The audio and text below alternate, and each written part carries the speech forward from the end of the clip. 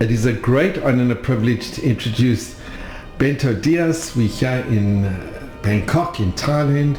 And Bento, your wife has done something, she got a doctorate on her work with Mendes. Yes. In fact, my wife organized a big exhibition. His degree is on museology, and the subject of the exhibition was Aristides Sousa Mendes. The exhibition was at the government facilities to allow the people, our governors, Portuguese governors, Prime Minister and other ministers, to know the story of this guy, Aristides Sousa Mendes, a consul that have saved, with his bravery, about 30,000 people in June 1940 in France. If you give me some minutes, I will tell you a little bit the story, okay? Germans were invading France at the time, June 1940. Aristides Sousa Mendes was a professional of diplomacy, a diplomat. He was at that time in Bordeaux, France. And as he understood that the Germans was coming and arriving close to Bordeaux, people were escaping from the Germans and were trying to get visas to go out of France and go out of the possibility to go to Auschwitz and other camps. Once Aristides Sousa Mendes, in June 1940, he met Rabbi Kruger, a very interesting man, and he had a long discussion, we believe about 2 hours with him, and he offered himself to issue a visa to Rabbi Kruger and his wife and his family, because he understood he was a very interesting man. But it was against the law, because Portuguese government issued a notice number 14, saying that all the consular people and diplomats could not issue visas except if they have authorization from the Prime Minister, Salazar, at the time. So he offered himself to get the visa to Rabbi Kruger, and Rabbi Kruger answered him, "No, I will not accept. I will only accept if you issue a visa for everybody who will ask you a visa, not only for me." That was a big decision. A career could be in danger, a future life could be in danger. Sousa Mendes had 14 children, a big family to take care, and he decided to think about the subject. And during one night, all day, he talked about the subject, and the day after, he met again Rabbi Kruger and he said, "Okay, I accept your challenge. I will issue all the visas the people will ask me."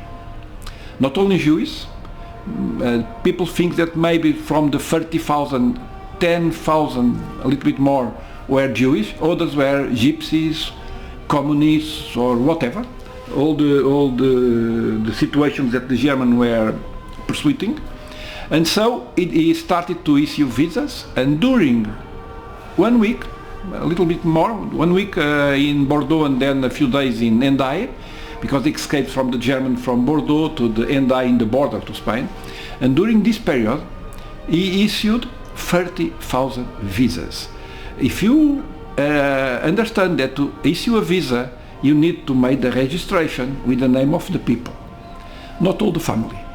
Usually the adults and not the children. That's another story. Is discovered later on who are the children who came with those people. It's another story. And I can make here an interruption just to explain you how the people who studying this subject discovered more or less with how many children were saved as well. Because when they arrived to Portugal, they stayed in pensions, small hotels.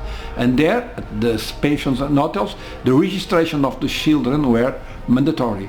So the people made the research to go to the June 1940 registration to see in the hotels, okay, these men and these women were registered with 3 kids, 4 kids, 5 kids. So they discovered that the family were 5, 6, 7 people, not only 2.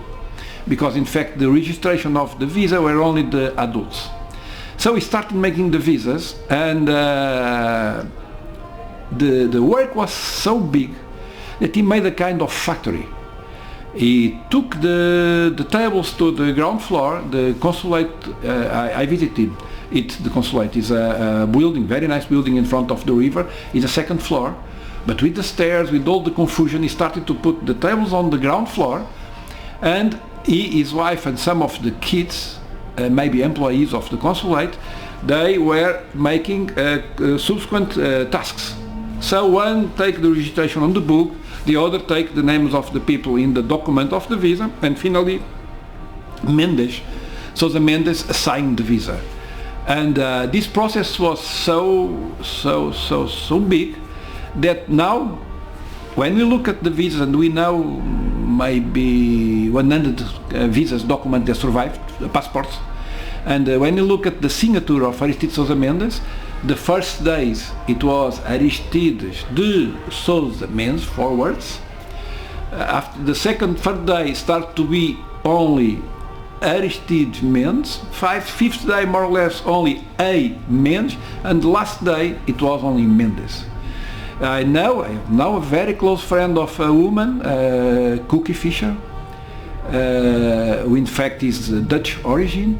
The family were the founders of Unilever in Holland, and his passport, his visa, the visa was issued on the last day with the signature only Mendes.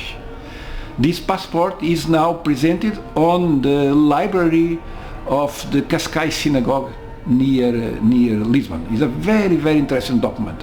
We are not, we don't stay, after we see this passport and we understand what's happening, it touches everybody.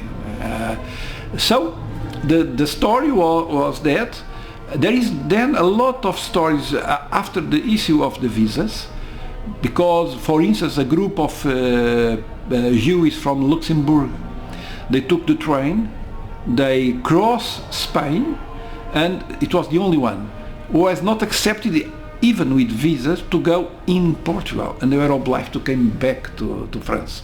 Horrible. And because of that, in the place in the border of Portugal called Vilar Formoso, now there is a museum, just a very nice museum. It was the old train station, not used anymore, who in fact traces all these stories of the people who arrived to the train station, mainly the people from Luxembourg, that this train was obliged to go back. But decide to go to Portugal with this kind of transit visa. They were not definitive visas, it was just transit visas, allowing the people then, if they were able to go to USA, Canada, or other. Most of the people went to USA and Canada, but some families were not ready to do it. For instance, the family of Cookie Fisher, some stayed in France, some went with the visas. Most of the people who decided to stay in France, because of their business, because of their situation, whatever the situation, most of them has been sent to Auschwitz. And now we know, now we trace the story, we know those were saved by Aristides Sousa Mendes, and we understand that if he did not what he did, the destination of the people would be death, clearly. And he did that to a big amount of people who were later on important on our society. I will tell you just 2 or 3 names. One of them is completely impossible to forget, is Salvador Dali and his wife. Salvador Dali and his wife were saved by Aristides Sousa Mendes' visa. For instance, if you have seen, probably yes, you have seen the movie Casablanca, the last scene when they are singing, the man and the woman, the small teenager, they were both saved by Aristides Sousa Mendes' visa. And there is a lot of scientists, artists, a lot of people who really made the society better were saved by Aristides Sousa Mendes' visa. What's happening then to Aristides Sousa Mendes? He was persecuted by the Portuguese government. He was obliged to go back to Portugal. He was quite from a rich family, or very well, a good family. He was obliged to, and he had a process, and the process against him said that he would lose 6 months salary, stop for 6 months working, and that was the penalization. Salazar, the runner of Portugal at the time, didn't accept that decision from the courts. He overruled the decision, and he decided no salary, no rule, forever.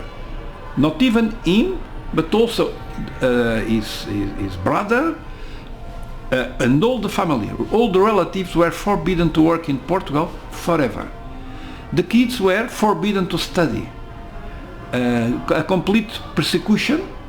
He started leaving someone that was living well before, as you understand. It was a diplomat, a law of laws, a man of laws, and then he start living with his family with some money that he was asking people around him, and even we have discovered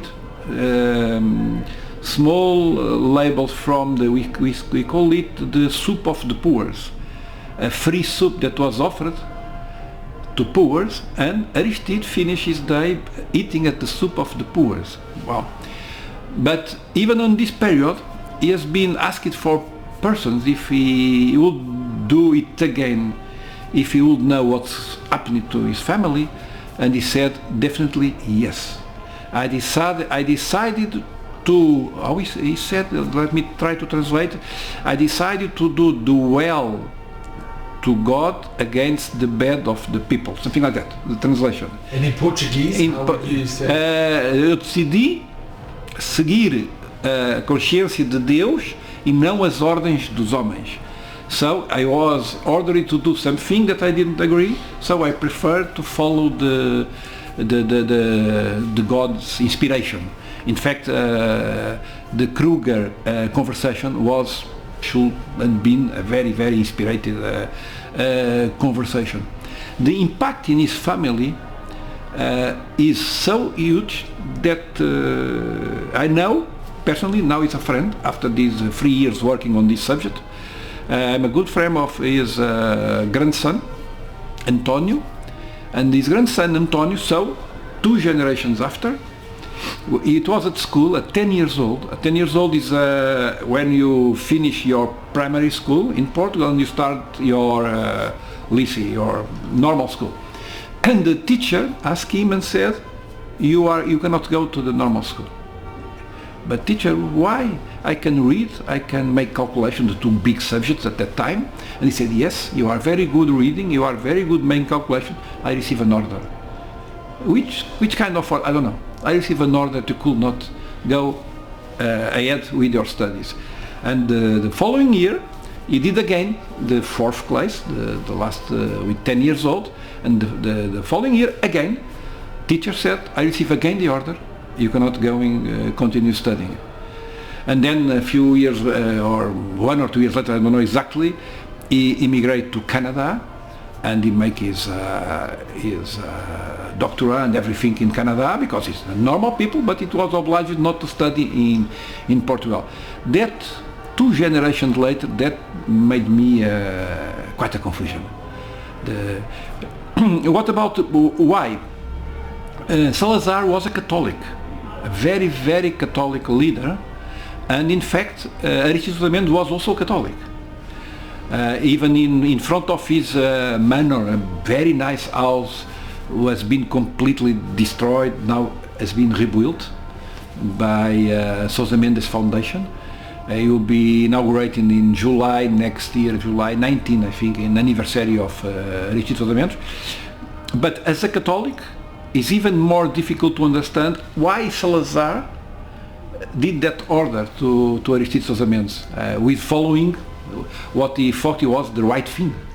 Not a question of religion, but what it was the right thing. But even though Salazar obliged him not to issue the visa. His brother was also a consul, I think, in Warsaw, something like that. Also issued a couple of visas, but not the big story as Aristides Sousa Mendes. During 46 years, or around that, he was not recognized in Portugal. Nobody knows the story about Aristides Sousa Mendes. In the school, in the politics, nothing at all. However, in Israel, he was recognized as a rescuer in 1966. That's righteous amongst the nations. Yeah, exactly. He has his place in Yad Vashem. And as Mortgal Padiel say, it's one people is enough to be, but he made 30,000, but one would be enough. There's a saying, if you save one life, it's as if you've saved the entire world. Yeah, exactly. This is the phrase. So in 1986, if I am correct, finally, the government recognized what he did. He was more or less, how we say,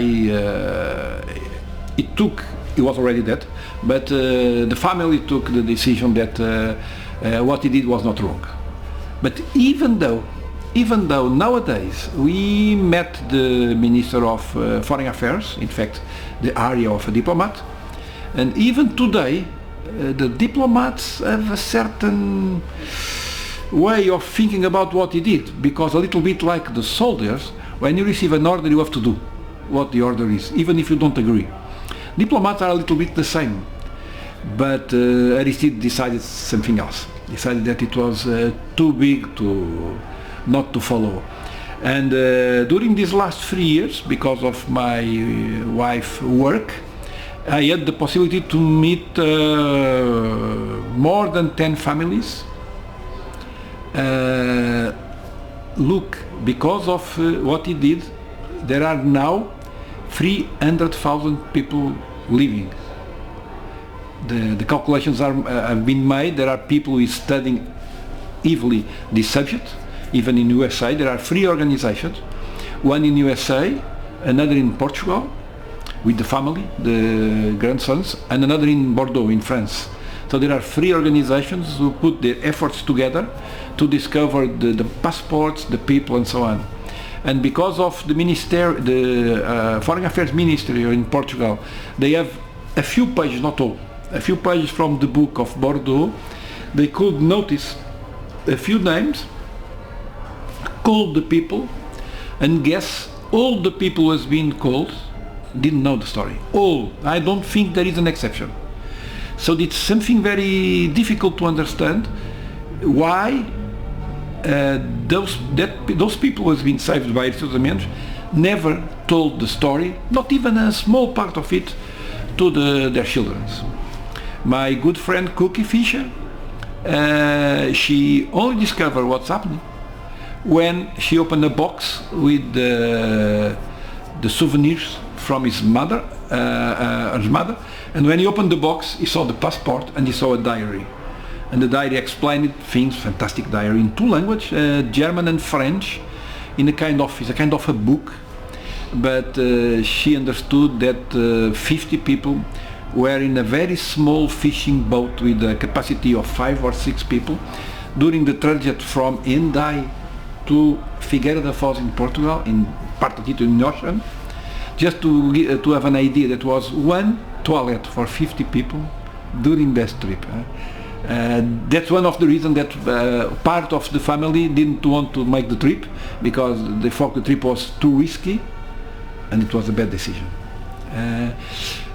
When we opening the exhibition in Portuguese government, there is some image about what was happening in Europe, not too much, because it is a working place, so it's bad to show too much bad things, but some image. And guess what? The war in Ukraine was started 4 days before, just a coincidence. And all the ministers look at the image and say, well, it's quite similar with the image that we have now seen in our TV on the last 4 days. So the situation in Europe, sometimes in the world, repeats, and we don't understand why. Don't we learn those important lessons, but it repeats. Other thing that we have also studied is compare what he did with other diplomats, and in fact there has been others, a Swedish guy, important one, an Hungarian guy, but the big difference were in fact the numbers. The others were able to save 5 people, 4 people, 10 people. 30,000 people is out of the mind. It's something incredible. As I told you, when the German arrived to Bordeaux, he moved with his wife and his kids to Hendaye, some maybe 100 kilometers far, near the border of Spain, to continue his visas. So the last visas are Hendaye, the June 21s, and not Bordeaux, June 21. And he also gave orders to another consulate in France, in the south of France, to do the same. And he also issued a couple of visas, not this big number. I had the opportunity, as I told before, to meet 20, 30 people who are more than that, who are relatives from visa recipients. None of them knew the story, and when someone called that people and say, "Are you Mark? Oui, je suis Mark. Are you Mark Horowitz?" No. My name is Cassie. No. They start discussing, and after a few discussions, they understood what's happening, and all of them were very touched by the situation, and all of them are now following the story, knowing more about the story, coming to Europe to discover what's happening, what was my previous name, because the name changed because of the persecution. Some of them, most of them, didn't use anymore the name when they arrived to USA and Canada, but the name was on the visa from Aristides Sousa Mendes. So some of them have now 10 years ago, 20 years ago, moved again, changed again the name to the original name, after 40 years, 50 years using another name. Even the name, not the family name, the first name, even some of them were invented. One of the family, professionally, I have quite a close thing, is the founder of a very big media company, Titra Films, who is dubbing, the best company in the world. His founder was Stefan, and Stefan was the name that he invented when the guard, the Spanish guard, asked him, looking at the visa of the family, "What is your name?" And the kid of 5 years old said, "Can I be Stefan?" He liked the name. And the guard, "Of course, you are Stefan." And since then he's Stefan. And till today the company in France is still in the hands of one Stefan. So this coincidence, that things that happen. And I met the wife of this man, of this Stefan, who is already died. I met his wife. He's a very old woman, but he's a fantastic person. I also met a Belgian woman, 92 years old, who is also a fantastic woman who was rescued. So she told me the story. She still remembered the house of Aristides Sousa Mendes. They have no possibility to go to an hotel, so Aristides Sousa Mendes say, "Stay in our house the time you need." They stay about 2 months in the house. She still remembers that. She was a kid, children, and his father went to UK, and he was the Ministry of, I believe, Foreign Affairs of Belgium on the exile. And his mother went with the 3 older children to Belgian Congo. So the families were spread. Big difficulties. This is the family. Big difficulties, but they survived. And what is quite a story is that now we recognize that maybe 100% of these families, or almost, are very well on the life. They renew everything. They restarted, maybe with helping each other, probably. But they restarted, and in the different business, they are all very well referred as persons of success. So, a decision, one night, 1 week working, harding, destroying a family life, but saving 30,000 people, now 300 relatives. So this is quite a story. Can I ask, did anybody from the families that were saved, did they come and look for him after? And from the family, which family? That he saved. Did any No, no, with appreciation. not many, because the subject was closed. He could not receive nobody. It was forbidden to visit him.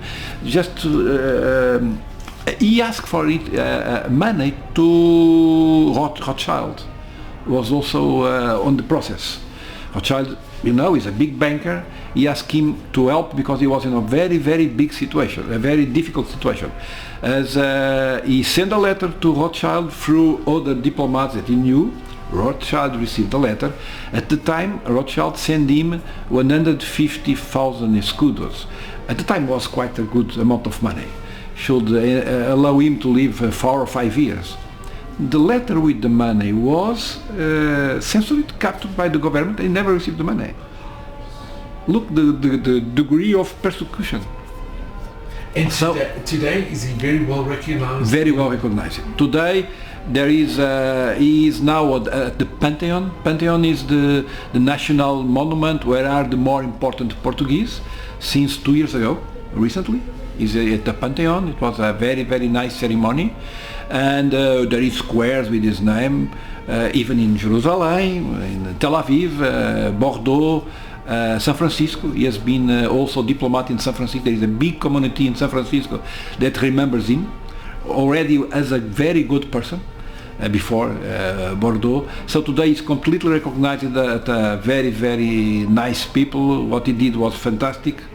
And he has stamps with his face. There is coins, Portuguese euros with his face.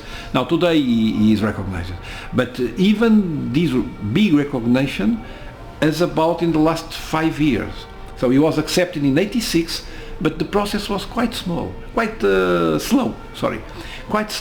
So the big recognition has been in the last 5 years only.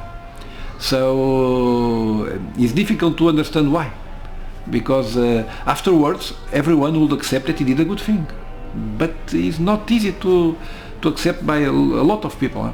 As I told you, even the diplomat people has doubts about what he did. If it would be a question on an examen of a diplomat, would you do the same? Maybe 50% would say no, maybe.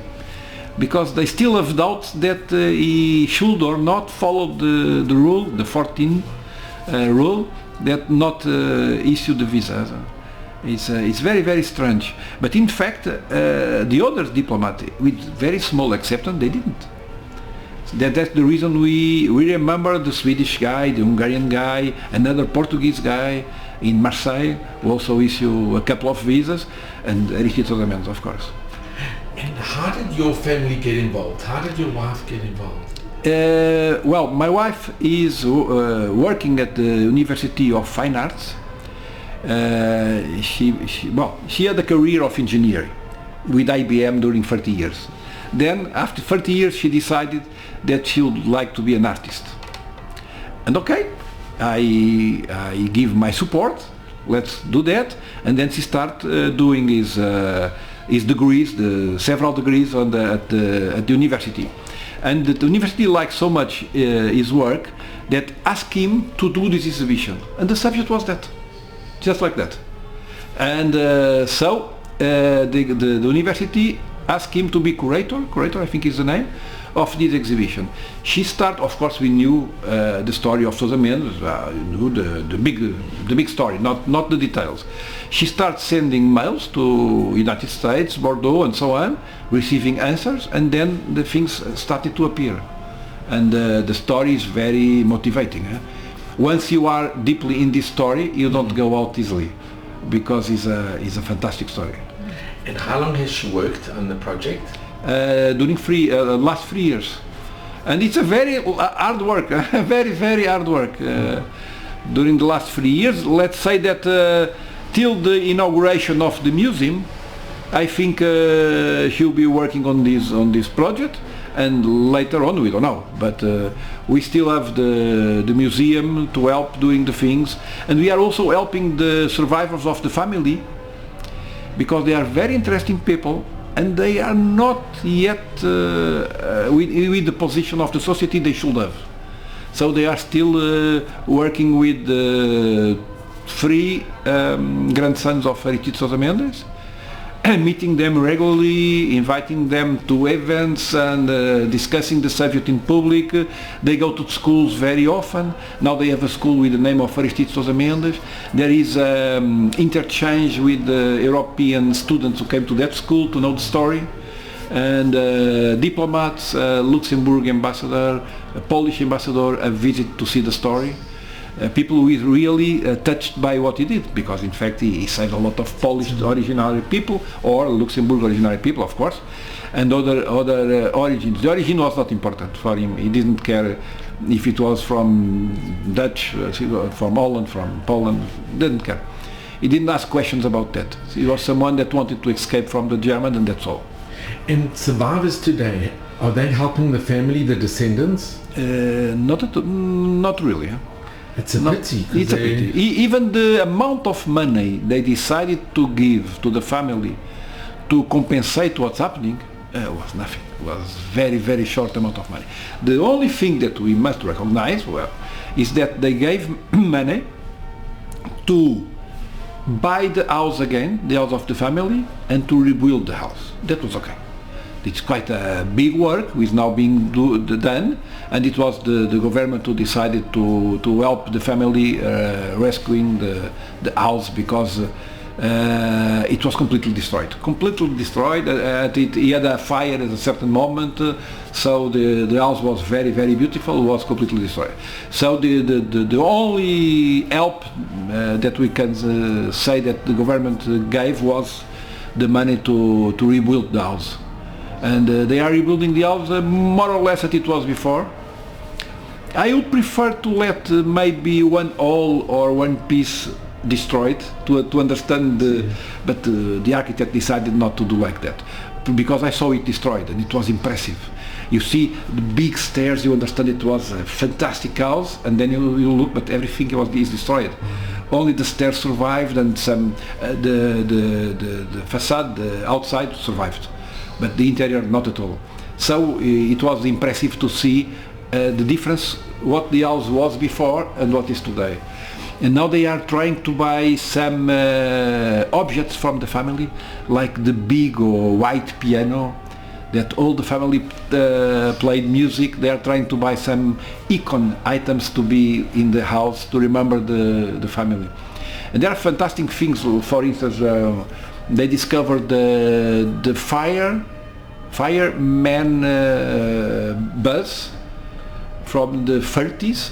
Hudson was offered by the Belgian government in 46-47 to him in recompensation what he did. But it was not money, but it was the fire truck. The fire truck, he still exists, and he has been renewed. It's fantastic now. What is lost is a pity. Was the car that he planned and that he asked to be built, because it was a car to 14 kids. So it was you see, a kind of limousine in the USA, but not a limousine. It was a very strange car to allow to bring 14 kids. This was disappeared, destroyed probably. But well, we are touching these small things, finding the tables, finding everything was been from him. We have the glasses, the pen. Now for instance, we are proposing to Mont Blanc, who has a series of pens of important people, to do a specific series of Aristides Sousa Mendes. And they said they are studying the thing, and probably they said yes, we are going to do a Mont Blanc pen with Aristides Sousa Mendes signature.